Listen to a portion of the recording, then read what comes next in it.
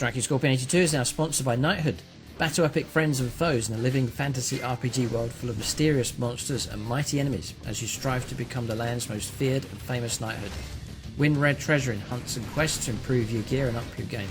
Collect ancient heroes to fight by your side and summon their abilities in times of need. Fully customise your member of the knighthood, join a guild, fight epic battles and win glory in the PvP arena. Free to download and play, link in the video description below, and when you download the game it helps support the channel. Thanks and enjoy the game.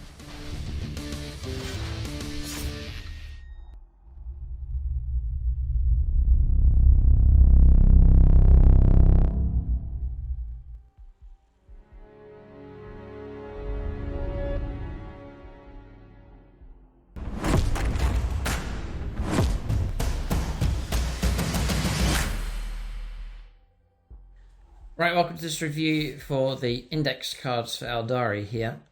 So in this video, we're going to take a look at the Eldar, obviously, and then buried in amongst this is the Harlequins as well. So two of the armies that I have on the channel, we'll deal with both of those here in this video. I'll be looking at these of interest to see which direction to take my Eldar, and then also my Harlequin army as well. So before we get stuck into these, as of filming this, Games Workshop have updated the rules and taken a little bit of a hit, but Eldar I still think are really, really good. But they have toned them down a little bit, and hopefully the dust has settled and everyone likes the Eldar again now that the rules have been fixed. They've always been a torment ever since I started the channel. I've been harassing James with the Eldar right from the beginning. They've always wound people up just the way Eldar are.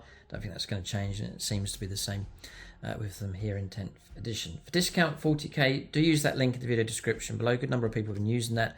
It does help support the channel. It doesn't cost you anything to do it, but when you use that link and you go through the outpost, we get a small commission from that, but that over time gradually turns into vouchers that we can use to then get models for the channel. And I've been getting some models in and expanding some of the armies thanks to people that have been using the links. Do use that link below. For discount 40k from the outpost, they're excellent to use. You get discounted stuff, massive range, Warhammer 40,000, Age of Sigmars, and then other gaming systems, your paint, sprays and accessories, a vast amount of stuff available from them.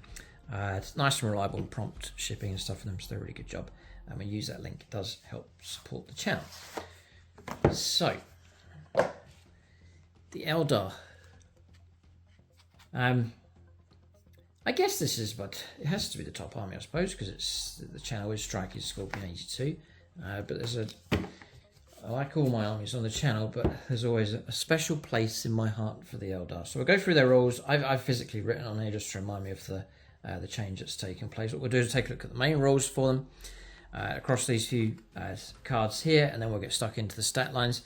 Probably by the length of this video, see it's quite exhaustive. I'll skip and move through as quick as I can, but I want to start just flicking straight through things and not considering each of the units. I'll go through them, and as I said, I'm looking at how I'm going to build my own armies here. So a big interest in these for both Eldar and for the Harlequins.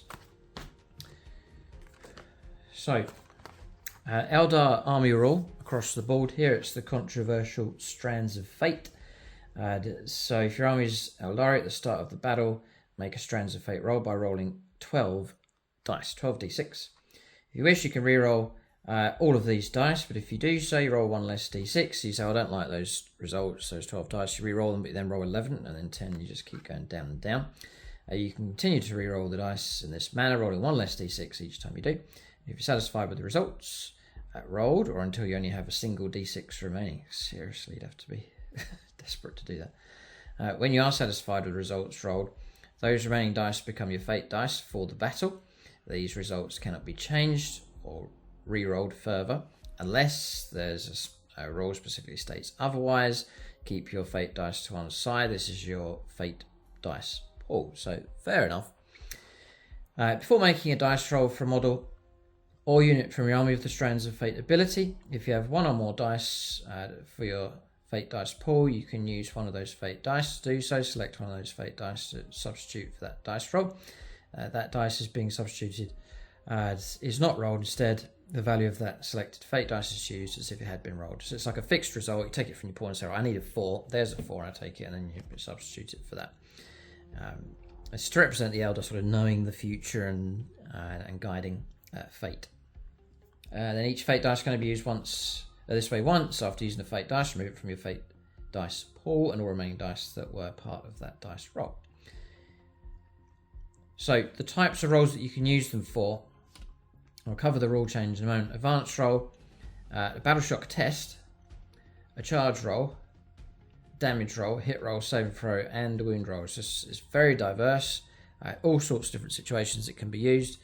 So you can use the high dice, the low dice, the medium dice, then just carefully pick and choose when you want to use them. So they're all that came in, and this has sort of changed my opinion and shifted me across a fair bit as far as erratas and updates, which I do hear people complaining about them, saying, well, it's annoying that cards come out, rules come out, Codex comes out, and Games Workshop change it. No sooner have you bought it than it's changed. But what was happening with this rule is people were super stacking their Strands of Fate dice and going for like turn 1 alpha strikes with like all hits, all wounds, like or just saving everything, just stacking up all the dice, and it was becoming exceptionally powerful, and it was taking the Eldar who are already good and then making them just with that mega strength with that. So what Games Workshop have done, they've updated the rules and they've said that you can, the structure of it's still the same, but you can only use 1 fate dice per phase. So you can use it multiple times in a turn, but it's limited to per phase. So you can't use 6 of the dice rolls in your shooting phase, for example. It's just strictly limited to 1 per phase. So, you know, you could use it in your movement phase, the command phase for a battle shock test. You could then use 1 dice in your shooting phase. You could then use 1 in your charge phase, close combat phase, whatever. So you'd still get through them pretty quick if you did that. But it's just stopping that mega stack where, like in one phase, all of a sudden you just blow all of your dice for some mega strength attack. So they're there. They're still exceptionally useful, but I think that's a sensible limit. And I reckon, so let me know what you think in the comment section, but Games Workshop doing that, I think it was very needful, and it came quickly. And so I can see the point of errata and rules changes, and it might be annoying that Games Workshop changed something, but in this case you can see the wisdom of having that. Imagine if the rules were fixed for the Eldar until their Codex came out, or they were fixed like that for a year and they just became super strong. It just would have been silly. So that correction's timely, and I can see the point of Games Workshop doing that. So that's just my take on that one. So flipping over to the detachment rules. Your army rule, whatever you run Eldar or Harlequins, that's their rule, and then you pick your detachment. So at the moment it's just the one, but you know, when a Codex comes out, there might be multiple. There should be multiple detachments for you to choose from. So this detachment here is called the Battle Host. Again, this is it's amazingly good, unparalleled foresight. Each time an Eldar unit from your army that is selected to shoot or fight, you can, so shooting, or close combat, and it's every time that you have to do that. You can reroll a hit roll and a wound roll resolving those attacks. Amazing. Nice simple roll. You roll your dice, reroll one of the hit rolls, reroll one of the wound rolls, and then just do that for every unit you have. It's amazingly good. Great for characters, great for monsters, great for things like Wraith Lords and so on. Really helps them out. Might have a limited, smaller number of dice, the ability to reroll, hit roll, and a wound roll. Amazingly good. I'm not going to run through all of this here. There's some limitations and structure stuff going on for Corsairs and travelling players. And Ynnari structure stuff going on here as well. I don't really need to cover all that, so we'll just keep moving. We'll look at enhancements next. So you can take up to 3 of these. They have to be given to your leaders. And just to clarify, so it's all nice and clear for you. Let's have a look here. So yeah, so Harlequins, for example, just showing you. We're talking about Eldari rules, but look, keywords Eldari. So they're all benefiting from this stuff. They're all sort of lumped in together. The current structure for them. So Phoenix Gem, Eldari model. So this could be given to a Harlequin HQ.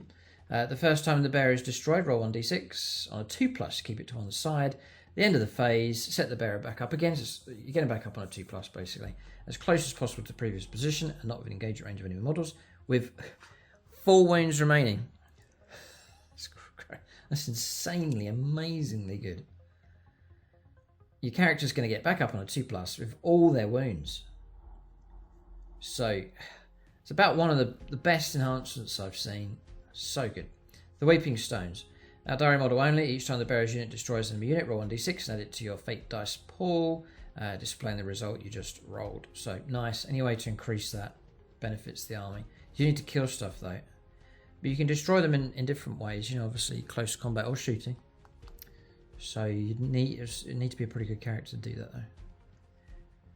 though. Reader of the Runes.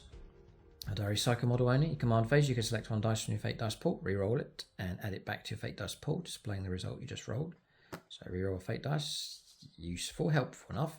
And then Fate's Messenger, Eldari model only. Once per turn, after making a hit roll, wound roll, or saving throw for a model in the bearer's unit, you can treat the result as an unmodified roll of a 6 instead. So a little bit of help there to protect stuff as well. And you can combine these kind of things with your fate dice as well. So fine, Fate's Messenger is great.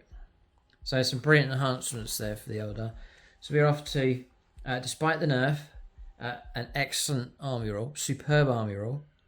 Then the detachment roll, superb. Army wide for all your units, reroll, hit roll, and a wound roll, amazing. And then a couple of golden nugget, superb enhancements as well. So really good stuff. And then add that to the strengths of the Eldar. We saw it in 9th edition, then for 10th edition, the ability to move swiftly. The ability to strike hard. They boast some excellent firepower. They have units that are great in close combat, but the swiftness of them makes them, I think, a very strong faction. So adding all these things together, it's looking good for them. And then this could be the icing on the cake. Some strong stratagems. We'll take a look. So 1 CP here for Feigned Retreat. Your movement phase just after an Eldar unit from army makes a fallback move. That unit is eligible to shoot and charge even though it fell back. So amazing tactical flexibility here with these. Feigned Retreat, incredibly good. So fall back, shoot and charge for a CP. Amazing. So golden nugget straight away. Matchless agility. In your movement phase, one Eldari unit from your army that has not been selected to move. At the end of the phase, if your unit advances, you don't make a roll. It's an automatic 6.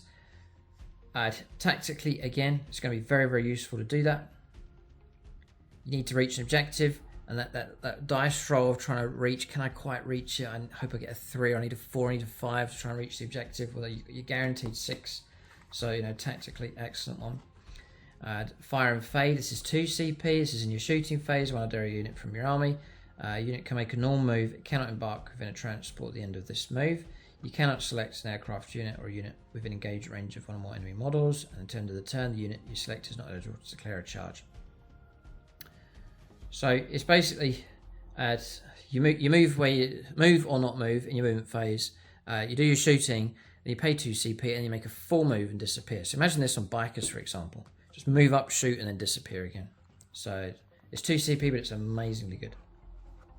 Blade Storm. In your shooting phase, one Eldari unit from your army that's not been selected to shoot this phase. At the end of the phase, each time model unit makes an attack on a critical wound, improve the AP by 2. So 6 is to wound is an extra AP minus 2. And imagine that's going to be used a lot as well. Wow. It's another good one. And then there's 2 more. Phantasm. End of your opponent's movement phase. One Eldari unit from your army. You can make a normal move up to 7 inches. It cannot embark within a transport at the end of this move. So this is after your opponent's done all of their movement, you play that, and then you can pull back to get away from some charge and to get out of trouble. Again, tactically, exceptionally good. You cannot select a unit with an engagement range of one of enemy units. At the end of the turn, you cannot target a unit with the heroic in. To the end of the turn, you cannot target that unit with heroic intervention stratagem. Right? Yeah, just be careful that you don't actually reposition to get yourself a charge going on with heroic intervention. So that's good they put that in. And then lightning fast reactions. Just -1 to hit roll. Yeah. Your opponent's shooting phase or fight phase. This is a follow-on ready for 9th edition. Just after they've selected their targets, the enemy selected the targets. One Eldari unit from your army, excluding Wraith construct units that were selected as the target of one or more of the attack units. Attacks to the end of the phase, it's -1 to hit roll. So stratagems are strong, tactically, strategically, very, very useful. Very, very helpful stuff. So all looking particularly good for the Eldar. A lot of people know this already. looking healthy enough. So I will go through these. I might put a bit more emphasis on units that I'm interested in. We have a fair bit to go through. There's obviously a lot of stuff. Harlequins are in here. The Eldar range is quite diverse. I would say that half the model range desperately needs to be resculpted. These models are over. I mean, Asherman, for example. How old is that model? And how good will he look as a resculpt? I mean, yeah, the potential here for incredible sculpts, as we've seen already with the new Eldar stuff that has come through, is amazing. So, Epic Hero. He can join Dire Avengers, as you'd expect. 5 wounds, tough as 3, 2 up save, 7-inch move. The Bloody Twins. It's a shooting attacks. 6 attacks, 2 to hit, strength 4, -1, 2 damage. And the sword that he carries, it is devastating wounds, 6 attacks, 2 to hit, strength 6, -3, and 3 damage. And the Hand of Assyrian, whilst this model is leading a unit, each time a model that unit makes attack, add 1 to the hit roll, so he's going to grant his Dire Avenger squad 2s to hit usually. And then Tactical Acumen, once per turn, this unit, you can target this model's unit with the Fire Overwatch stratagem for 0 CP, and you can do so even if you've already used that stratagem on a different unit this phase. And he's got an invulnerable save of 3+. Rare enough to see that. So yeah, looking good. I wouldn't get the model now, but I'd wait for the resculpt on him. I would seriously consider getting that resculpt, because I would imagine the resculpt, when it comes, will be amazing for that model. Do use the comment section discussing any of the rules that I've talked about, and any of the units, what combinations you think are good at the moment, what lists you run, and so on. If you agree or disagree with some of the things I point out, then do make use of the comment section below. And if you're new or thinking about collecting Eldar, see what the other subscribers and viewers have said about the Eldar. So your regular All-Tuck, which I quite like these, you can customise them to how you want. It's only 4 wounds now. 3 up save, does keep the 4+ invulnerable save, only a 4 wound model, so not the most durable. Yeah, and they're tricky now. What am I going to do about it? Because I've got this brand new All-Tuck, and it can only join Guardian Defenders and Storm Guardians. Yeah, so this is a problem. Okay. We'll look at some of the stat lines here. We'll cover these now. There's a good few, and they will be repeated across other units. If you take a Death Spinner, it's devastating wounds, so 6 to wound is mortal wounds. It's a torrent weapon for auto hitting. It's a pretty good weapon now. Range 12, D6 auto hit, strength 4, AP 0, 1 damage. The Dragon Fusion Gun, which is the one that mine takes, is the combination you see across here. As an assault weapon, so you can advance and shoot. Melter 3, and then range 12, 1 attack, 2 to hit, strength 9, -4, D6 damage. If you get over range 6, then it's going to be D6 plus 3 damage. The Fusion Pistol is Melter 2. So again, it's an assault weapon and a pistol. Range 6. This one's strength 8, -4, and D3 damage. The Reaper Launcher. Here's a heavy weapon. Range 48. There's 2 options: the Star Shot or the Star Swarm. Star Shot is 3s to hit, 1 shot, strength 8, -2, 2 damage. It's quite tame, really. And the Star Swarm is 2 shots at 3s to hit, strength 5, -1, 2 damage. Shuriken Pistol, we'll call this out now. Range 12, 1 attack, 2s to hit, strength 4, AP -1, and 1 damage. And again, it's an assault weapon and pistol. And then melee weapons: the Banshee Blade, 5 attacks at 2s to hit, strength 4, -3, 1 damage. The Scorpion Chainsword is sustained hits 1, so popping extra hits on 6s. 6 attacks at 2s to hit, strength 5, AP 0, 1 damage. And the Starglaive, which is the one I run, 5 attacks at 3s to hit with that. It's almost got a built-in -1. Strange. Yeah. Strength 6, -2, and 2 damage. Probably still run that. The Superlative Strategist. Once per turn, you can target this model's unit with a stratagem, even if you already used the stratagem on a different unit's phase. It's similar to like Space Marine captains and so on. Path of Command at the start of your command phase. If this model is your Warlord and is on the battlefield, you gain a CP. It's exceptionally so good. Gah. I need to get a box of Guardians, I think. Yep. What can you do? You're gonna have to get a box of Guardians.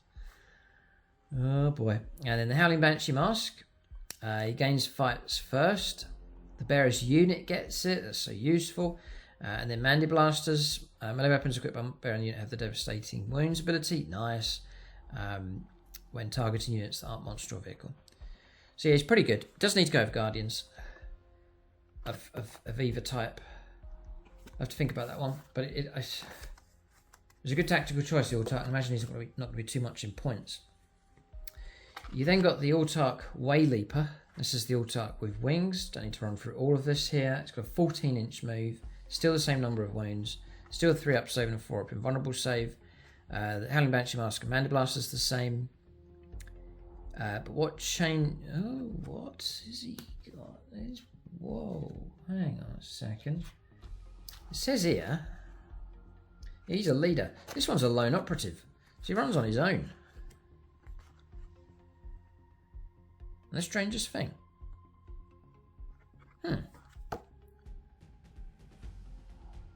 Okay.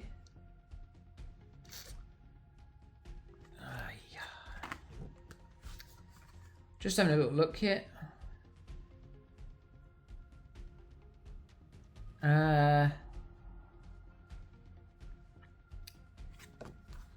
Right. I'm just having. This is because I think. Where is the warp jump generator for him? The normal Autark. Death Spinner, Fusion Gun, Reaper Launcher. You can take the chainsaw, the Banshee Mask, and a Fusion. It's not in there. Right. So then you got the Wayleaper. And I think I can take him as a Wayleaper. I don't have to go for Guardians. Because mine's modelled with the warp jump generator. And across here it says Death Spinner, Fusion Gun, Chainsaw, it's not in there at all. So yeah, I think Shuriken Pistol, Starglaive, right. No, I can take drop the pistol and take the Dragon Fusion Gun. I can keep the Starglaive, I can take the Banshee Mask, and he just counts as like a jump Autark basically. What's interesting about him is get the 14-inch moves. I think I can still run him. I don't need to buy the Guardians because I'm not so keen on them. I might save them for some other project. So he gains Deep Strike, yeah, and Lone Operative. Right, so doesn't need to join a unit, and there's no list for him to join. So interesting way of using him because I don't know you can protect him at all. Some units, like Tech Marines for example, can if they're near the right unit, they can be protected, but don't think so. Interesting. So then we've got Indomitable Strength, which is an aura ability because he's on his own. Whilst a friendly Eldari unit is within 6 inches, you get +1 to leadership test and battle shock test as well. So yeah, it's okay. But crucially, you do keep path of command, so I still think he's well worth taking. At the start of your command phase, if this model is your warlord and on the battlefield you gain a CP, I just love that ability to have that. Very, very good. Yep. So yeah, fine. Could be annoying, useful, alone type unit. Give him the Phoenix Gems, he gets back up again.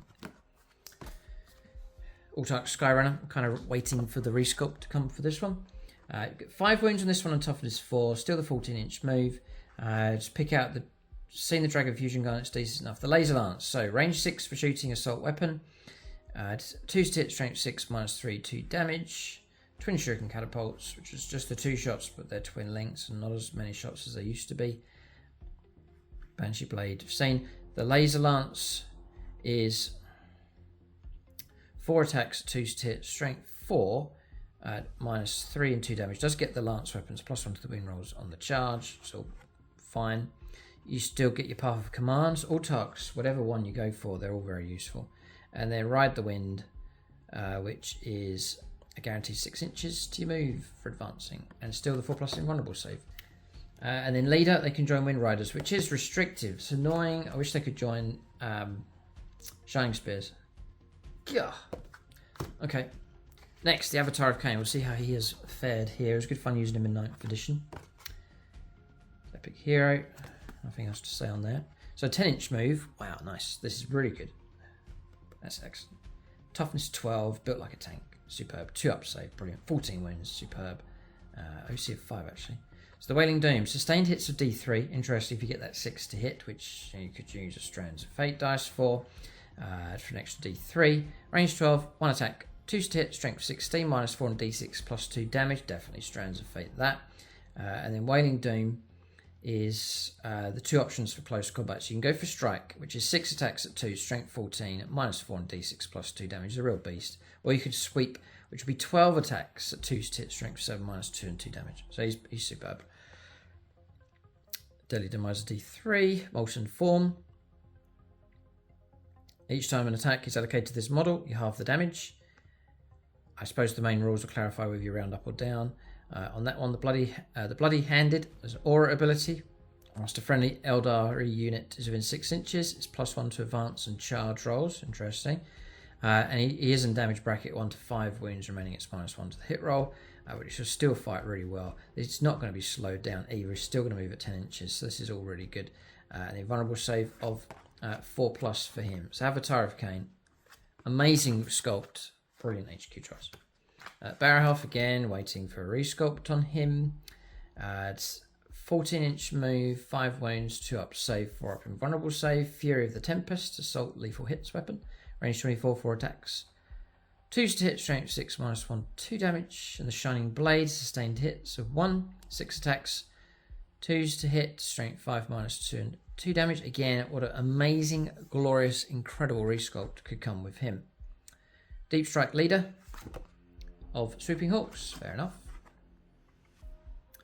You know, what a day it'll be for Eldar players that you'll get a resculpted Aspect Warrior unit and a resculpted Phoenix Lord as well. Glorious. Yeah, Janezar and the Howling Banshees, that's just the beginning of the amazing spectrum of stuff that can come from Games Workshop. Cry of the Wind, each time a model is leading a unit, each time they make an attack, it's +1 to the hit roll. Nice, it's well worth putting him in with the unit. And then Cloud Strider, and your shooting phase after this model's unit is shot. If it's not within engage range of enemy units, it can make an all move up to 6 inches. Very cool. As if it were your movement phase. If it does, you can't charge, but so useful. Incredibly useful. Yeah, so really good. Corsairs. The 4 up save. OC of 2 on these. They're half Eldar, half Drakari type models. They get a scout move of 7 inches. Reavers of the Void. Each time model this unit makes an attack, you reroll hit rolls of 1. If the target of that attack is an enemy unit within range of objective marker, you reroll the hit rolls. The Bearer has a 4+ invulnerable save if you take the Mist Shield. And then the ranged weapon options here. The Corsair Blaster. Assault weapon, range 18. 1 attack, 3 hit, strength 8, -4, d6 +1 damage. The Shredder. These are all sort of Drakari type stuff. Assault and Torrent. It's auto hitting, wow. Range 18, D6, auto hits, strength 6, AP 0, 1 damage. The Neuro Disruptor, anti-infantry 2+, assault and pistol, range 12, 1 attack, 3 hit, strength 4, -0 and 1 damage. The Shuriken Cannon, sustained hits of 1, range 24, 3 attacks, strength 3 hit, strength 6, -1, 2 damage. Really like that weapon. And then Shuriken Pistol, we've seen the Shuriken Rifle, interesting. Assault and Rapid Fire 1, range 24, attacks 1, 3 hit, strength 4, is AP -1, quite cool, and then AP 1 damage. And the Wraith Cannon, devastating wounds, range 18, 1 attack, 3 hit, strength 14, -4 and d6 damage. And the Eldari Power Sword for these is 2 attacks at 3 hit, strength 4, -2, 1 damage. Squads of 5 to 10, and all the war gear options for you there, for those. Then you've got the Corsair Void Scarred. There's a few extra weapons here. Only OC1 on these guys. Movement 7, by the way. The Executioner, anti-infantry 2+, psychic, range 18. 3 to hit, strength. 3 to hit, 3 attacks, 3 to hit, strength 6, -2, d3 damage, quite good. The Ranger Long Rifle, range 36. 1 attack, 3 hit, strength 4, -1, and it is 2 damage, and it's precision, heavy weapon. Okay.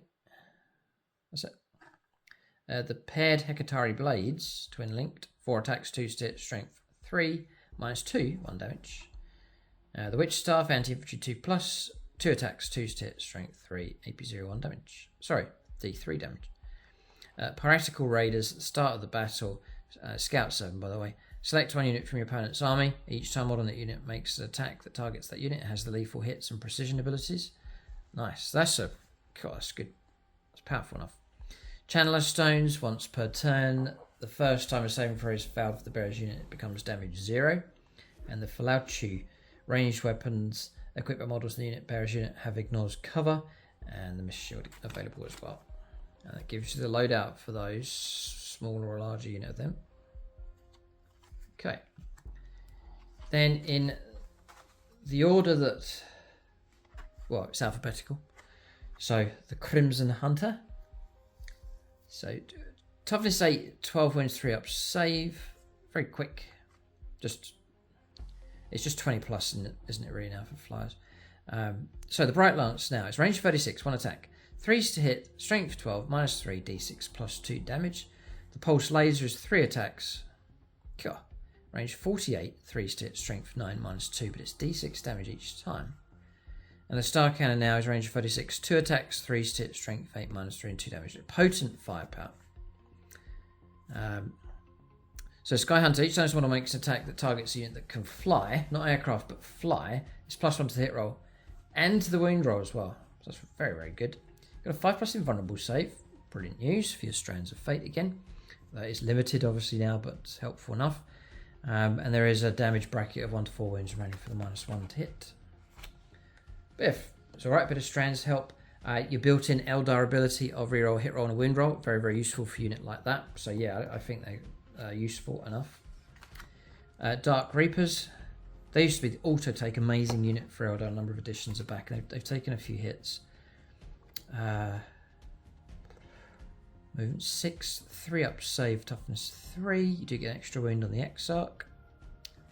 We've covered the Starshot and Sunburst weapons. Obviously 3s to hit here with a standard unit. The Reaper launcher. Yeah.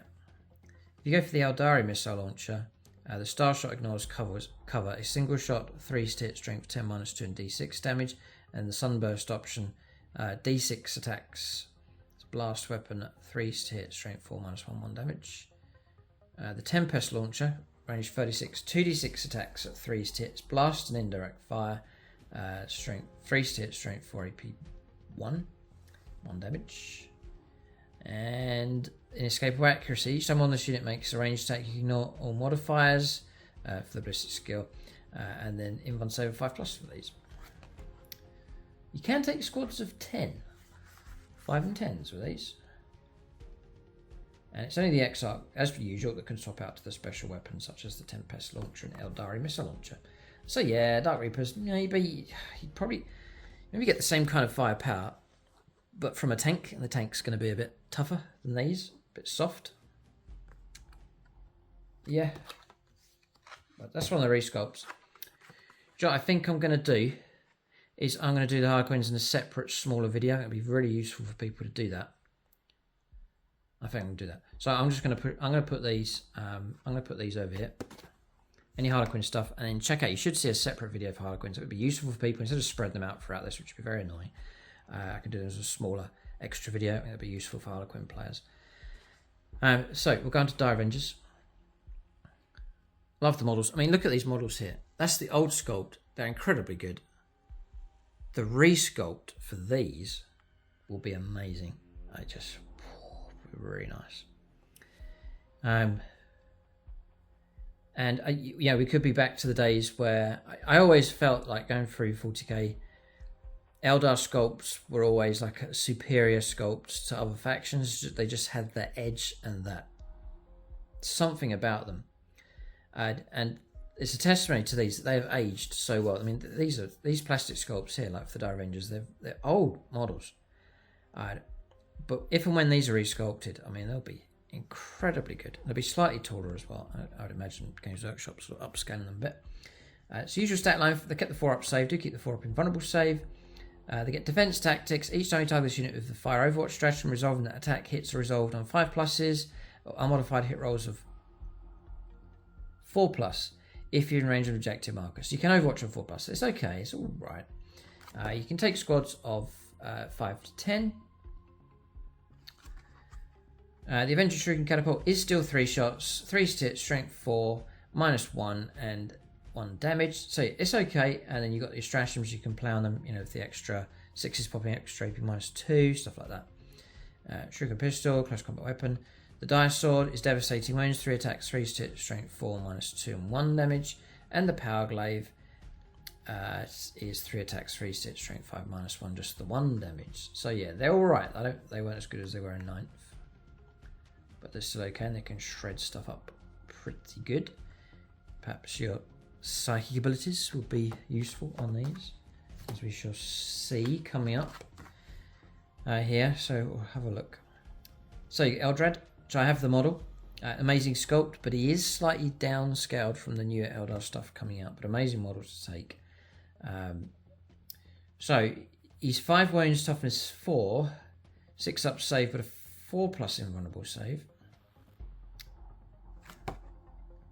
He's an epic hero. Okay, so he can join Guardians of both types, and also Warlock Conclave as well. I can hang around with him. So he's got a pistol and he's got Mind War. So he's a shooting ability, anti-character 4+ precision and psychic. Just the 1 attack. 2 hit, strength 5, -2 and d6 damage. The Staff of Ultramar and Witchblade, anti-infantry 2+. Psychic weapon. 3 attacks, 2 to hit. I think he only used to be 1 attack, that's an improvement. And then strength 5, -1, 2 damage. The Diviner of Fortunes at the start of the battle, when making your Strands of Fate dice roll, add an additional 3d6. So this means you'll consist of 15d6. Right, okay, take that. And then Doom. Start your shooting phase. You can select one unit of an 18 invisible to the Psyker. Roll a d6 on a 2+ to the end of the turn. Each time a friendly Eldari model makes an attack that targets that unit, add 1 to the wound roll. So it's not re-rolling your wounds, but +1 to the wound roll is still very, very useful. And it's any attack. That's shooting or close combat. So Doom's very, very useful. We'll see if other Psykers have it. The Falcon. So tanks are meant to be better for 10th, which we've seen. I'm seeing it in the games that we're playing. So we'll see what we get here with the Falcon. It's quite low on toughness, so it's toughness 9, 14-inch move, so still very, very quick. 12 wounds, 3 up save. Scatter laser, yeah. So the usual loadouts you can take with these. You can transport 6 infantry.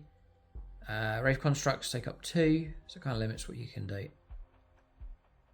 And you can't jump pack. Oh, you can't transport jump packs. So we've seen all these stat lines. Bright Lance is okay. The Pulse Laser I like. Comes with the Pulse Laser and you can take a Bright Lance. So the firepower in that, again with Straits and Strands of Fate and so on, would be useful enough. The Eldari Missile Launcher is another option. The Scatter Laser now is 6 attacks, 3 hit, strength 5, a -0 and 1 damage. Star Cannon we've seen. We've seen all of these. So fire support. In your shooting phase, after this model has shot, select one enemy unit hit by one or more of those attacks. At the end of the turn, each time a friendly model that disembarked from this transport this turn makes an attack that targets the enemy unit, you can reroll the wound roll. Whoa! Not too bad at all. And that would be particularly useful for Fire Dragons, for example, rerolling your wound rolls. Nice. And he's got a 1 to 4 wounds, -1 to hit rolls on him. Yes, that little ability in there really makes him quite an interesting option to take. Very interesting. Yeah, Falcon. I have a Falcon model, love the model, and I wouldn't mind using it. No problem at all in a list. Very nice, actually. A regular Farseer, 4-win model, toughness 3. So we'll just get straight into the psychic stuff here. Eldritch Storms, Blaster Psychic, range 24, d6 attack, strength 3 hit, strength 6, -2 and d3 damage. It's not too bad at all, it's pretty good. Bury him inside a unit of the 2 types of Guardians and Warlock Conclave again. The Singing Spear is 1 attack at 2 hit, strength 9, -0 and 3 damage. The Singing Spear, that's range 12, you can throw it. And then close combat, you get 2 attacks, 2 to hit, strength 3, minus 0 and 3 damage. And the Witchblade is anti-infantry, 2+ psychic, 2 to hit, 2 attacks, strength 3, minus 0 and 2 damage. So you then got these extra abilities here. Branching Fates Psychic. Once per turn, you can use a Fate dice to substitute a roll made for a model or unit within 12 inches of a Farseer model from your army. One model from your army with this ability can use it. If it does, the result of that Fate dice is changed to a 6. Right, so you could take like a redundant 2 that you're not going to use for very much and just turn it into a 6. That's quite cool. And then you've got Fortune here as well. In your command phase, you can roll 1d6 on a 2+ each for any Eldari unit within 12 inches of the Psyker. To the start of the next command phase, each time an attack targets that unit, it's -1 to the wound roll. Okay. And 4+ a vulnerable save. There's plenty of abilities going on with regular Farseer. The Farseer Skyrunner. Okay, so we've covered all the stats really. You've got toughness 5 and 4 wounds. And he can join, again, Wind Riders and Warlock Skyrunner Conclave. So if I run him, what do I get? You get the Branching Fates, the ability to manipulate one of the Fate dice. And then this one you get Guide. In your command phase, you can roll 1d6 on 2+, select one for any Eldari unit within 12 inches of the Psyker to the start of your next command phase. Each time that unit makes an attack, you can reroll the hit roll. So it's now shooting and close combat. And that's very, very useful indeed. So I'm seeing the use for this guy. Dire Avengers, again, sort of waiting for the resculpt on these, and again, what an amazing unit they'll be. You can take squads of 5 or 10. Usual stat line, 5+ invulnerable save. You get assured destruction. Each time one of this unit makes a ranged attack that targets a monster or vehicle, you can reroll win rolls of 1, reroll damage roll of 1. So they do need a bit of help. Just that kind of reroll one's a bit tame on those, so stick them in a Falcon. Yep. Because once, if you can get your hits, if you can get your wounds, they're obviously going to be scary enough. But it's trying to get there. So anything that can help them with that. Dragon Fusion Gun we've seen. It's a deadly weapon. The Dragon Breath Flamer ignores cover and torrent. Range 12. D6 auto hits. Strength 6 -1 damage. And the Fire Pike is range 18. Yeah, it's worth. Well, you just get it for nothing anyway now with the way the points work. Melter 3, range 18, so you get from range 9, it's +3 to your damage. 1 attack at 3 to hit, strength 12, -4, and d6 damage. Brilliant. Yeah, Fire Dragons are worth considering, that's for sure. Next is the Fire Prism. So, usual stat line for tanks here, toughness 9, 12 wounds, 3 up save. Got the Crystal Matrix. So, each time this model is selected to shoot, you can reroll 1 hit roll, 1 win roll, resolving those attacks. Yep, so I guess that's combined, like stacks up with your detachment ability. So you could effectively reroll 2 hit rolls, 2 wound rolls. Correct me if I'm wrong on that one, but that's amazingly good if you can do that. So all down to the weapon now. What's it like? The Prism Cannon. So you can go for Dispersed, which is going to be Blast. Range 60, so you've got the board covered. Do love the sculpt. Never quite got around to getting one of these models. But yeah, you could go for it. 2d6 attacks for the blasty option here. 3 to hit, strength 6, -1, and it is 2 damage. That's really good.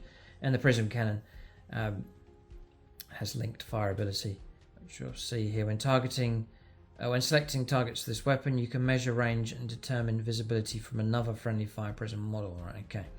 So you've got 2 attacks, 3 to hit, strength 18, which is incredibly good. AP -4 and straight 6 damage. What a deadly weapon. God. Yeah. Alright, fire prisms are amazing. Wow. You do, and the great thing about vehicles now as well is your damage just -1 to hit roll. That's it. Not going to slow you down, and just -1 with things like rerolling hit roll, Strands of Fate, and so on. You can really compensate for that quite comfortably. Fu again next. Usual stat line for Phoenix Lord. He's got Feel No Pain 5+ for him.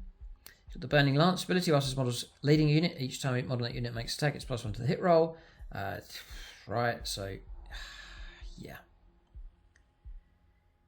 Again, the resculpt, because I mean, how useful is he going to be attached to a Fire Dragon unit inside a Falcon? You've now got a unit that's going to do a bit of stuff in close combat to help protect them. So exceptionally useful. He's going to give them 2s to hit. It's going to help. Unquenchable Resolve. The first time this model was destroyed, roll 1d6. At the end of the phase, on a 2+, you set him back up again as close as possible to where it was destroyed, not within engaged range of enemy units. The 4 wounds remaining. Amazingly good. Wow. 4+ invulnerable save. The Seer Song. Shooting weapon. Range 12. You go for the sustained hits D3, 3 attacks. 2s to hit, strength 8, -3, 2 damage. Or you can go for the Lance, which is Melter 6. Range 18. 1 attack. 2s to hit, strength 14, -4 and D6 damage. Crazy. And the Fire Axe. 6 attacks, 2s to hit, strength 5, -4, 3 damage. That's insane. He's amazing. Yep. 100% add him in to a unit of Fire Dragons. God. Alright, next, Irregular Guardian Defenders. Now, these are popular now because of Defenders of Fate. So at the end of your command phase, for each objective marker you control, that's 1 or more units from your army with this ability and range of it, roll 1d6, and add that to your Fate dice pool. So it's very, very cool. Just continuing to keep that flow of those coming in. Nothing really to cover here. The Shuriken Catapult is range 18, 2 attacks, 3 hit, strength 4, -1, 1 damage. And the Crude Platform, when the last Guardian Defender model is destroyed, then you remove the platform, so that stays around to the end. Yeah, and the Guardian Defenders are OC of 2, so they're good for holding on to objectives. You can go for, or it is fixed now, squads of 10, or maybe you could do 20s, but squads of 10 with the heavy weapon platform. It gives you the options that you can take, which we've covered all of those weapons already. So next is the Hemlock. Use your stat line. Only toughness 8. The Heavy D-Sives. It's a blast weapon. You get 2 of these. It's range 18. 2d6 or 2d6 really. Blast shots. 4s to hit. Interesting. Strength 12, -4 and 2 damage. And then Mind Pod. Or Mind Shock Pod, or a psychic ability to ask enemy units within 9 inches of this model. Subtract 1 from battle shock and leadership tests. So yeah, it's alright. It's anti-infantry really, for that flyer. Okay. Next is Howling Banshees. So I have a squad of 5. I plan to bump these to a squad of 10. Love the models, and I'm happy with the paint job on these ones. Usual stat line, the movement 8 on these ones. You can advance and charge, or fall back and charge with acrobatic. Fantastic. In close combat, the average Banshee gets 3 attacks with the Banshee blade. 3s to hit, strength 4, -3. Brilliant. Yeah. The Execution on the Exarch. 4 attacks at 3s to hit, strength 5, -2, 2 damage. Or you go for Mirror Swords at 6 attacks. 3s to hit, strength 4, -3 and 1 damage. And the Triskel in close combat, 5 attacks, 3s to hit, strength 3, -2, 1 damage. The Triskel is an assault weapon for shooting, range 12, 3 attacks, 3s to hit, strength 4, -2, 1 damage. With those. What is the... What? Where is their Banshee masks?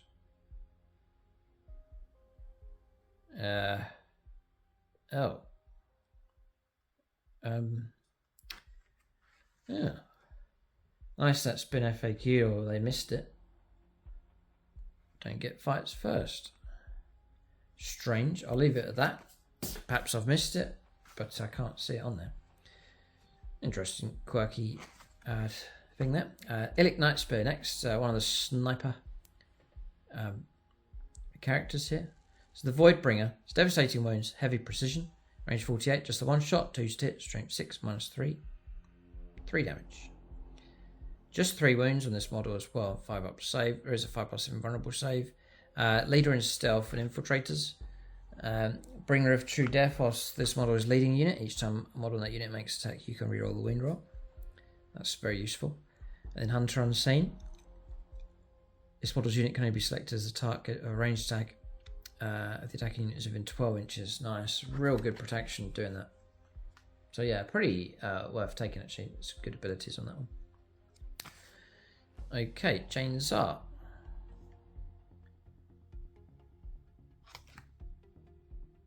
Yeah, they've done it again. I was thinking maybe, well, Chainsaw, she'll have the fights first ability with the Banshee Mask.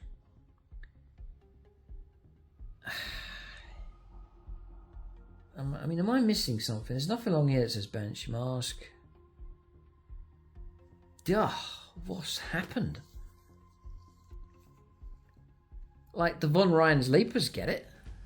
For Tyranids, the new sculpts. But of all the models in all of 40k, Banshees don't. Ah, sorry, I'm an idiot. Fights first. Now, let me just backtrack. People shouting at the screen.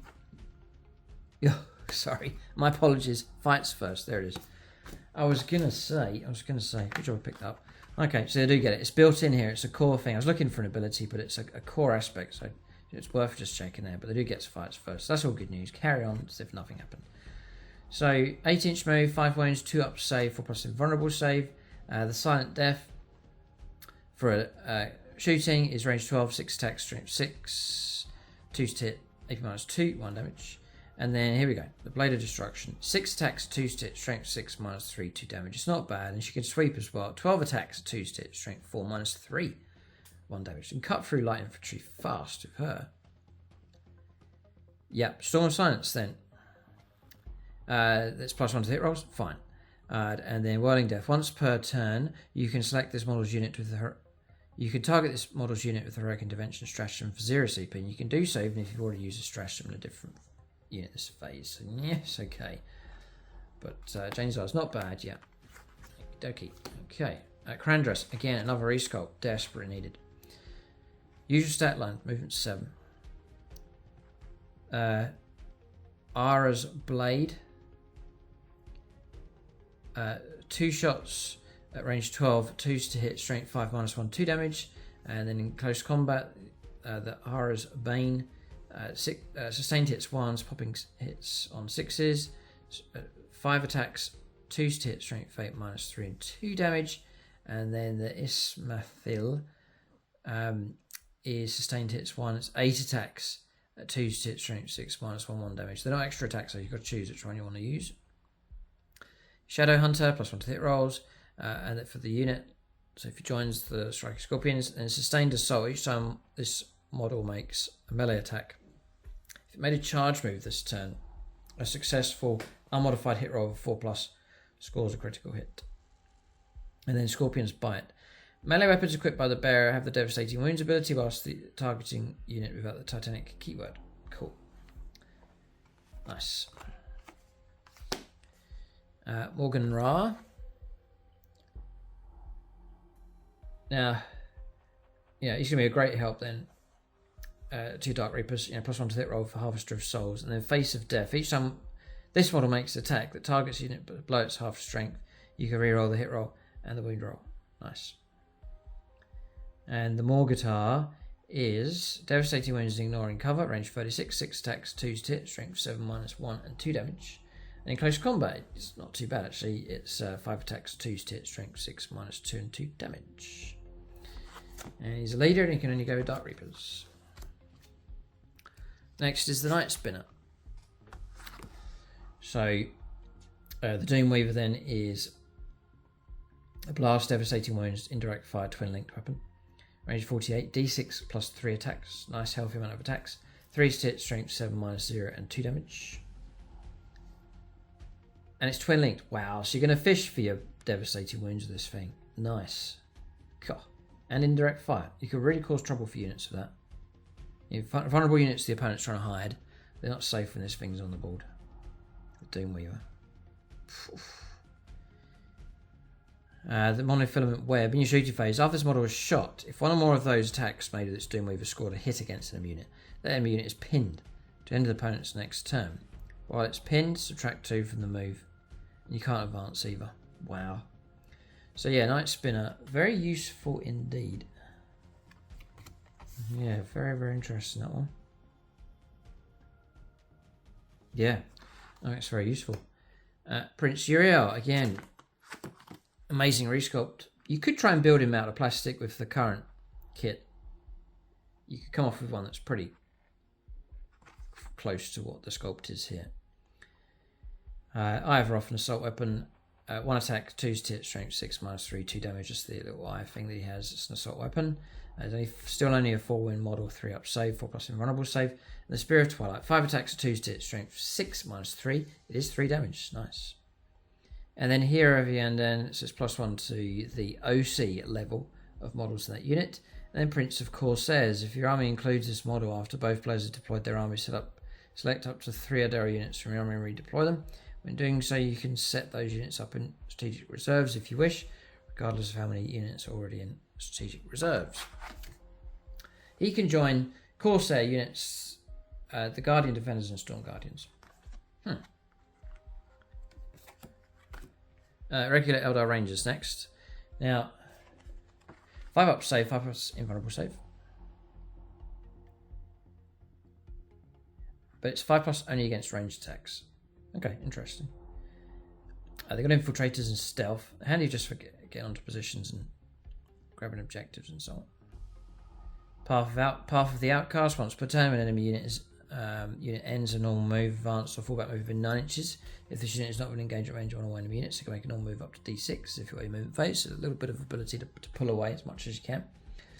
And the Ranger Long Rifle is a precision heavy weapon. 3s to hit.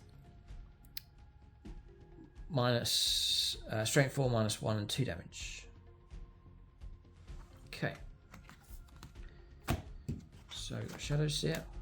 Shining Spears, one of my favourite units just as we came to the end of 9th edition. Brilliant job from Siege Studios. They painted them as you see in the box art and just really, the sculpts are amazingly good. Just the elegance of them, such a good unit. So, are they any good now? There are 2 wounds still, 3 wounds on the Exarch. 3-up save, toughness 4, 14-inch move, 5-up invulnerable save. If this unit advances or makes a charged move, to the end of the next turn, the invuln save is improved to 4+. Yes! Oh, so good. And then Acrobatic Grace. Each time an attack targets this unit, subtract 1 from the hit roll. Fine. The Shimmer Shield, if you take 1, is a 4+ invulnerable save. The Laser Lance we've seen, I still think it's really good. The Star Lance, if you take that on the Exarch, is just the 1 attack for shooting, range 6 still, 2 to hit, strength 9, -3 and 2 damage. And the Star Lance in close combat will be 4 attacks on the Exarch, 2 to hit, strength 4, -3 and 2 damage is a lance weapon though. The Paragon Saber is potent enough, 6 attacks at 3 to hit, strength 4, -2 and 2 damage. Wow, Paragon Saber is nice. So anyway, they're looking pretty good. Yeah, so we're looking healthy enough for the Shining Spears. Yeah, it's a nice bike unit. You can use some tricks and shenanigans and stratagems on them and so on. Squads of 3 or 6, I'm guessing, here. Yeah, 3 to 6. Fine. No problem. Good to see them. The Shroud Runners, one of my favourite units. I ran the units I liked from my previous list. There are 3-win models, 4-up save, 5+ invulnerable save. But it's against ranged attacks again, similar to the Rangers. The Scatter Lasers, loads of shots, but it's 3 hit, strength 5, -0, 1 damage, so it's just not much bite to it. But you don't get a choice, that's what you have to run. And the Ranger Long Rifle we've seen. It's damage 2 though, the Ranger. It's interesting, it's damage 2. It's pretty good. And then target acquisition. They do get scouts at 9 inches, by the way, and they are stealth. At the start of each shooting phase, select one unit within 12 visible to this unit. To the end of the phase, ranged weapons equipped by friendly Eldari models have the lethal hits ability when targeting that unit. Nice, that actually can help coordinate more effective firepower. I like them for zipping around, holding on to objectives, bit of durability, bit of sniping, fire support work. That seems to do well enough. It's squads of 3 to 6 for those. So looks fine. Spirit Seer. You know, in previous editions, you'd be like, oh, I like this psyche, he's the strongest, that psyche, and then you choose the relevant powers. But now it's the powers are spread out, so you may well find, yeah, I need a Spirit Seer for whatever reason, whatever gap there is or thing you want to do with your army. So with this one, I'll not go through the stats here. We'll just go straight to this one. Spirit Mark. Whilst this model's lean a unit, weapons that unit have lethal hits, and each time that unit makes attack, it's +1 to hit roll. That's so good. It's really good. And then Tears of Isha. Whilst the model's lean a unit, in the command phase, you can return 1 destroyed bodyguard model to that unit. And you can put him with the Wraith units. Yeah, what? No. So you can put him with Wraith Blades, Wraith Guard. Fair enough. But you can actually add him to a Wraith Lord.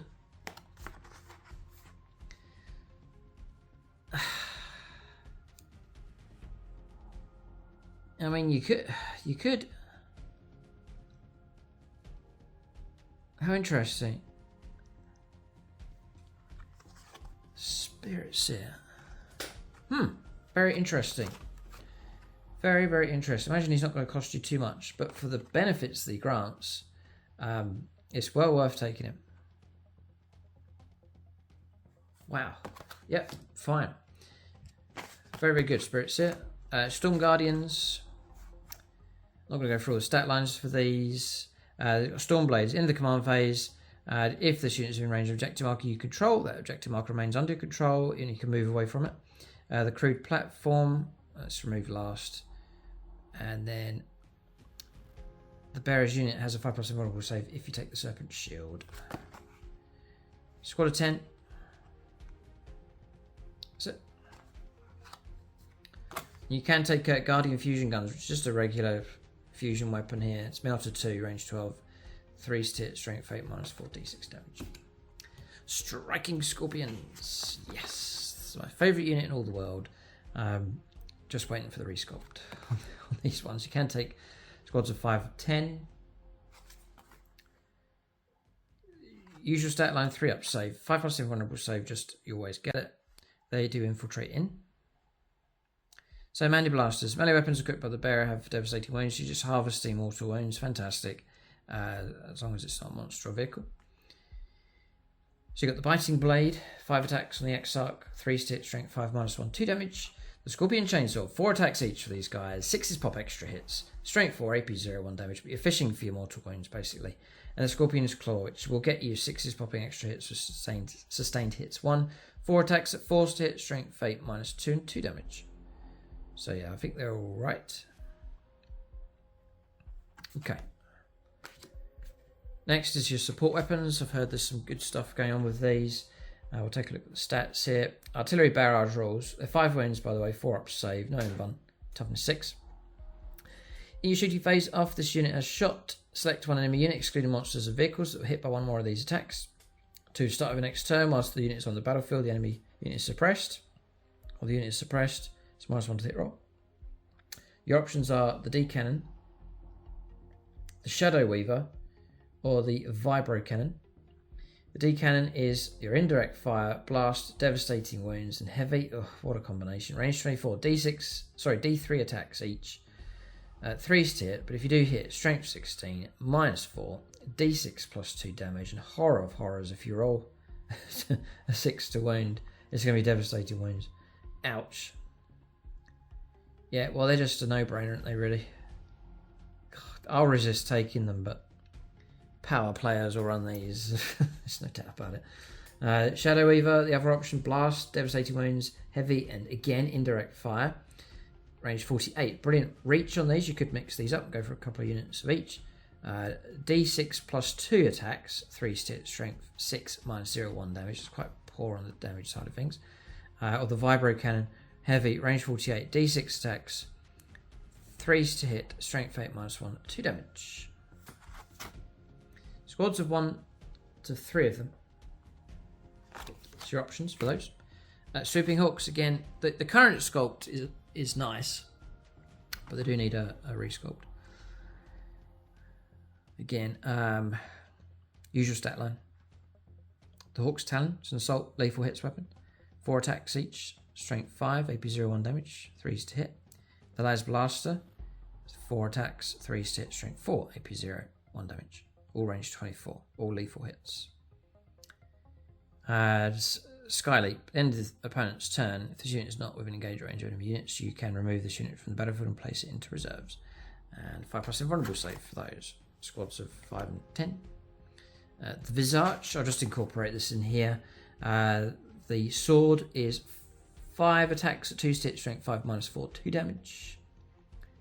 The Way of the Blade is fight's first ability. And Champion of Yennead. Each time you select to fight, select one of the abilities below for Asuvar, the Sword of Silent Screams. You get sustained hits of 2, or devastating wounds or lethal hits. Okay, 4+ invulnerable save. And you can join, well, it's interesting, you can join the Corsair units, Guardian Defenders, Carbonite Warriors, Storm Guardians, Harlequin Troop, and Witches. Okay. The Incarni, the Incarn. Bizarre, strange sculpt, amazing sculpt, but not for me. Toughness 10. 10-inch move, 12 wounds, 2 up save, 4+ invulnerable save.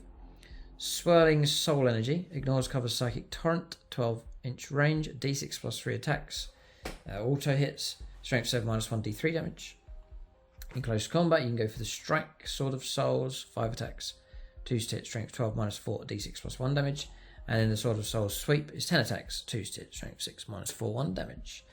And he gets inevitable death once per phase.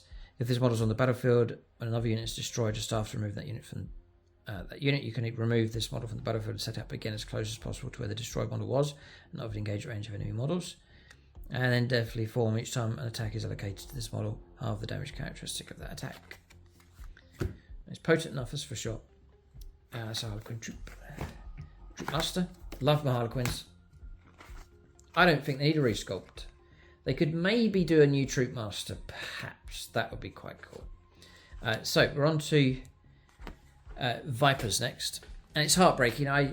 Harlequins, they have a following, but they're not common. And they're not so popular, and there's a big fear factor as far as painting them is concerned. You don't have to go through all the checkered patterns and so on. But I very much love my Harlequin army. When I went to visit Warhammer World a couple of years ago, the models I looked at for the longest and appreciated the most in the cabinets was the regular Harlequins that Games Workshop had painted. They looked amazingly good. I just spent ages looking at them. So if you can paint them up and do them really nice, you'll catch people's attention, that's for sure, because they stand out. They're such a unique army to go for. There is that challenge involved. I have done one painting tutorial for them on the channel. I'll show you how to paint one of the vehicles. There's loads of tricks in there, so you can check that out for painting Harlequin stuff. It's not too bad. A little bit of skill required, but I'll show you some tricks of how to paint those up. And all done without the airbrush as well. So looking at Vipers, they keep this 14-inch move, which is excellent. They've got 6 wounds and toughness 6, and a 3-up save. No invulnerable save for them. Harassment 5. In your shooting phase, after this model was shot, select one enemy unit hit by one or more of those attacks. To the end of the phase, you strip their cover. Yeah, helpful enough. You just got to hit them. So yeah, useful. And then all the different weapons you can take, which have covered all of these. So we'll leave it at that. But yeah, they're tougher now. You can take squads of 1 to 3. So yeah, shifting out fast, grabbing objectives and laying down some firepower with Vipers, fine. Next is Warwalkers. They do scout 9 inches. They've got a power field, which is -1 to the wound roll against. They must remember that in the middle of a game. Can take squads of 1 to 3. And their toughness 7 on these ones. 10-inch moves, they're still quick enough. 3-up save, 6 wounds. And again, your kind of idea for a gun platform on these would be 2 shuriken cannons, and then each model can have each shuriken cannon. Yeah, so you can go for any combination you want. So what you might be lacking in your list, you might be lacking a bit of anti-medium infantry, a bit of anti-tank, you could be lacking on that. Just take Warwalkers and equip them appropriately, magnetize them up. So missile launchers, bright lancers, scatter lasers, and star cannons. So a nice tactically flexible unit. They're tough enough to try and get through. If you take a squad of 3, they're going to, it's going to take a fair bit of effort to bring them down. So it's definitely have the uses. There's no doubt about that. The Warlock Skyrunner.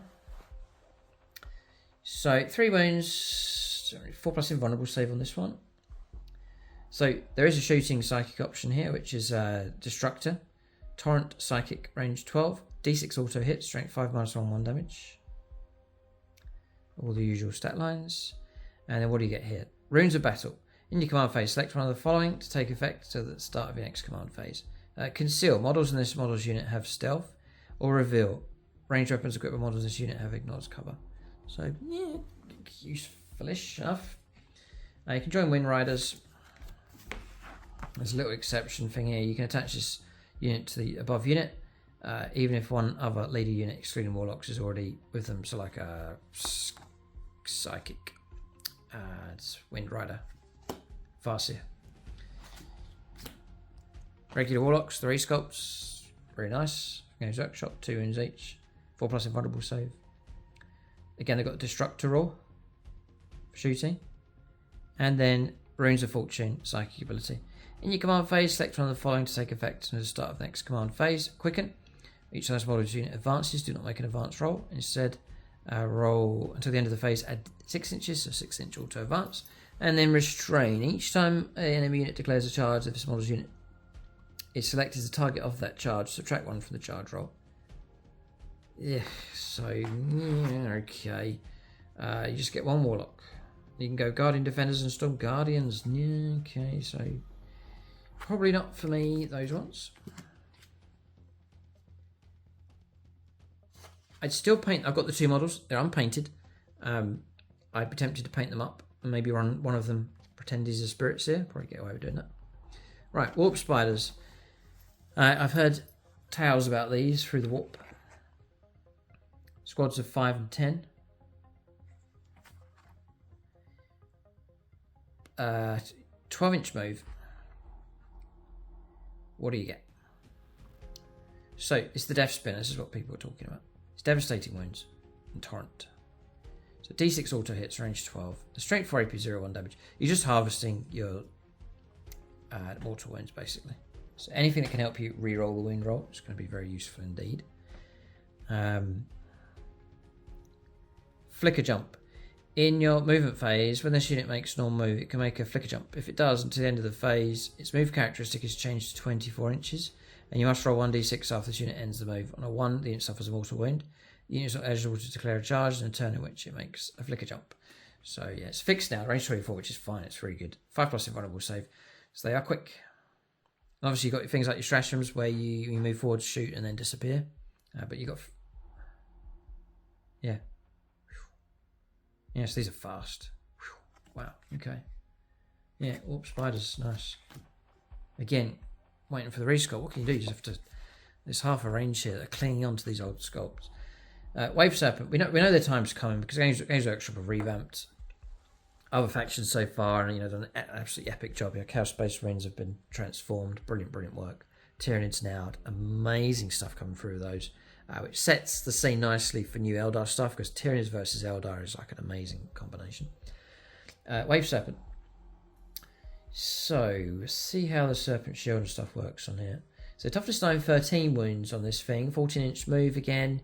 The Serpent Shields. Once per battle, you can select one enemy unit within 12 inches invisible to this model. Roll 1d6 on 2+. The enemy unit takes D3 mortal wounds and a battle shock test. That's it. Oh, come on, there must be something else. Yeah, that's it. That's all they get.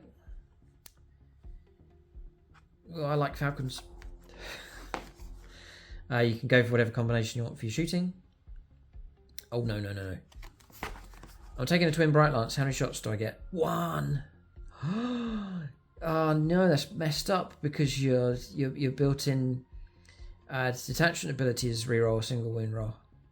Oh, boy. Oh no.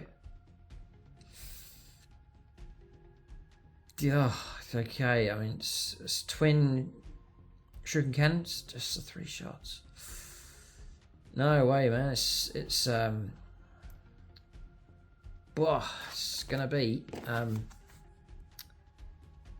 Falcons. Wave Serpent. Okay. Next is the Webway Gate.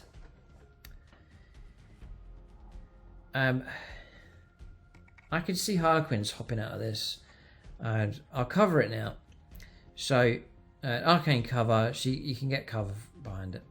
And then Webway Strike. Even just for decorative terrain, this looks so cool. You could just do it for that on the table, even if you use it. Like if you don't use the rules for it, you don't like the rules, just to have it on the table as a bit of terrain is very cool.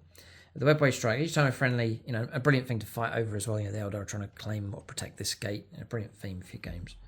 It's some brilliant height to it as well. It's a nice towering feature. Each time a friendly Eldar unit arrives from strategic reserves, you can choose to set it up anywhere on the battlefield that's wholly within 6 inches of this fortification. If you do, the Eldar unit can be set up within 9 inches. Can be set up within 9 inches of enemy models, and can be set up within engagement range of enemy models. Weird. If an Eldar unit is set up within engagement range of enemy models in this way, it counts as having made a charge move. I can charge straight out of the gate. And then fortification, whilst enemy units have engagement range of one or more fortifications from your army, the unit can still be selected for ranged attacks, but it's -1 to the hit roll. You do not need to take desperate escape tests, so fall back. Okay, Webway Gate, interesting. Okay, next is Wind Riders. 2 wounds. They do keep 3 up save, thankfully. Swift Demise. Each time all this unit makes a ranged attack that targets the closest eligible target, reroll a hit roll. Reroll hit rolls of 1. If the target of that attack is in range of objective marker, you can reroll hit rolls as well. Fine. Take that. Great. OC of 2 as well. Squads of 3 to 9. And I really like the Shuriken Cannon, which we've covered it already. But 6 is popping extra hits, range 24th, still keep 3 attacks. Bit of AP -1 going on, and 2 damage. Brilliant. I still really like the Wind Riders. I'm thinking of getting back into Wraith Guard and Wraith Blades. I have the models. They're looking quite potent. The toughness 7. 3 wounds and toughness 7. 2 up save on top of that as well. Oh boy. Ghost Axe, 3 attacks, forced to hit, strength 7, -2, 2 damage. Ghost Swords, 5 attacks, forced to hit though, strength 6, -2, 1 damage. Malevolent Souls, each time model of this unit is destroyed by melee attack. If that model has not fought this phase, roll 1d6 and a 4+, you get to fight. And then if you take the 4 shields, it's 4+ invulnerable save. They're a tough, durable unit. Only OC of 1 though. But yeah, for durability and so on, fine. Wraith Guard next. The Wraith Cannon is dangerous. On top of that, they give you devastating wounds as well. Range 18. I sure they used to be range 12. Right, the stretch on those is pretty good. Same stat line, just the 1 attack, and it is forced to hit. So any kind of help hitting would be useful. But if you do get those hits, it's strength 14 -4 and d6 damage. Very nice. War Construct. Once per battle round, when an enemy unit targets this unit, after the unit has finished making its attacks, the unit can shoot as if it were your shooting phase. But when doing so, the unit's ranged weapons have the pistol ability. Wow. And squads of 5 to 10 with these ones. Yeah, okay. Yeah, I definitely could think about bringing that back. I'll bring those back. Wraith Knights next. Onto the W's here. So the Wraith Knight, it was a... they've knocked some wounds off of it. It was a Torment in the previous edition. It was a Bane to try and kill. It destroyed stuff with its firepower. I think Games Workshop have shifted the points on this thing, made it more expensive. But it's movement 10. So it's slowed down a little bit. But the upside is that the damage bracket doesn't slow it down anymore. It's just -1 to hit roll. 2 up save. I think it was a 3 up previously, so that's fantastic. Toughness 12. It's 18 wounds. I think it was 22 previously. OC of 10. Wow. Okay, so it's got quite a presence on the board. So here we go. The Heavy Wraith Cannon. It is blast still. Fantastic news. And it is devastating wounds. Fine. Again, Strands of Fate. That's now making it very dangerous. Oh yeah, so it's still a real pain. You got 2 heavy Wraith cannons, so it's D3 each, so D3 attacks. If you're hitting heavier targets, you can get blast, then you'll get some more shots coming through.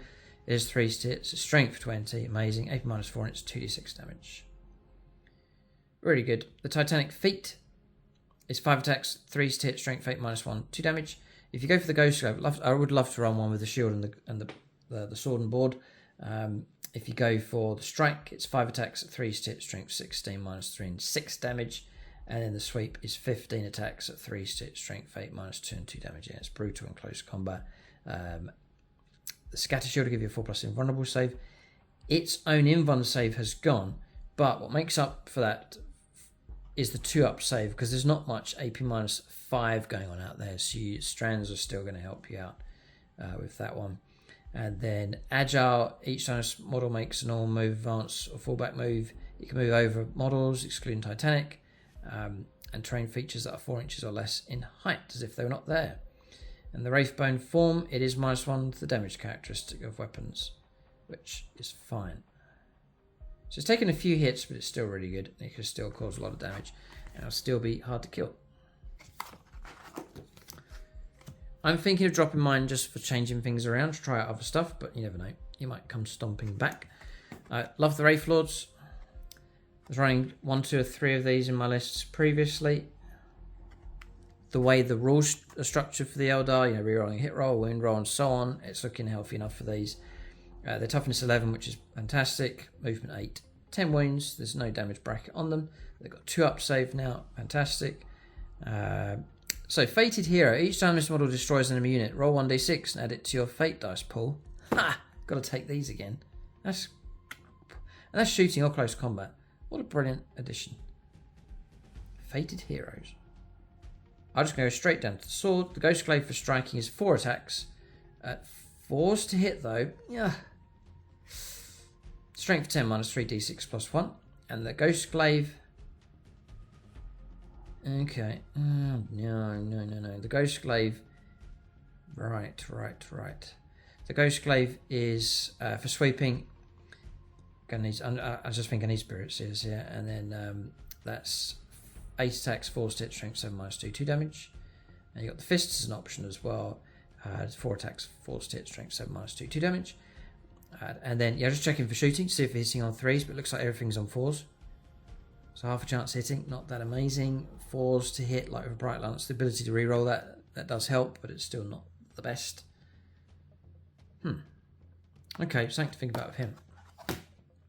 It's quite a hit. That is quite a hit to knock them down to 4s, the Wraith stuff. Sorry, panic. 3s. I was wondering if the Wraith Knight was sitting on 3s. The Yvrain next. 4-win model, toughness 3, 6-up save, 4-up in 1. Storm of Whispers, anti-infantry 2+, devastating wounds and psychic. D6 +3, shots at range 12. 2 to hit, strength 2, -2, 1 damage. Strange.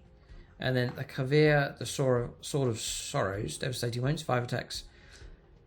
2 to hit, strength 4, -3, 2 damage. As leader of the same stuff as before, the Void, the Corsair units, the Guardians, Carbolight Warriors, Storm Guardians, Troop and Witches. Herald of Ynead, whilst this model is leading a unit, models in that unit have a 5+ feel no pain. And Word of the Phoenix, Psychic, whilst this model is leading a unit. In your command phase, roll 1d6 on a 2+, D3 destroy bodyguard models to return to that unit. Cool. Okay. The Warlock Skyrunner Conclave. So what kind of size do you need here? It's 2 to 3 models. It doesn't have to be that big. They get, they are 3 wounds each though, it's not bad. Toughness 4. Protect. Whilst a Farseer model is leading this unit, each time an attack targets that unit, it's -1 to the wound roll. And Warlock Conclave models have a 4+ feel no pain against psychic attacks. And then your regular Warlock Conclave, 2 to 4 models. Protect again, -1 to the wound roll against them, and 4+, as we've covered already, feel no pain against psychic stuff. And they get Destructor, and that's about it with those. Okay, so that's all of those for the Eldar. So, as has been reported already, strong army and faction rules, strong stratagems, some excellent enhancements, and there's some very good, a wide range of units. Every base is covered. If you need speed, it's there. Firepower is there, like really nasty firepower, maneuverability, all the tricks, ducking and diving and pulling back and fall back, shoot and charge, move a full move, shoot and disappear. All of those kind of things are available. So there's some brilliant combinations out there for the Eldar. There are some, we've seen it with other factions, there are some pretty heavy restrictions where you can put your HQs, and you have to pick certain types of units to get certain types of psychic powers and so on. But you can work around that and figure it out what works best.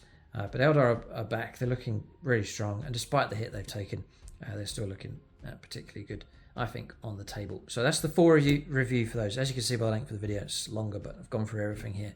You should see a shorter video about the Harlequins. There'll be a little bit of discussion about them. We'll run through all the stats for those and think about those specifically.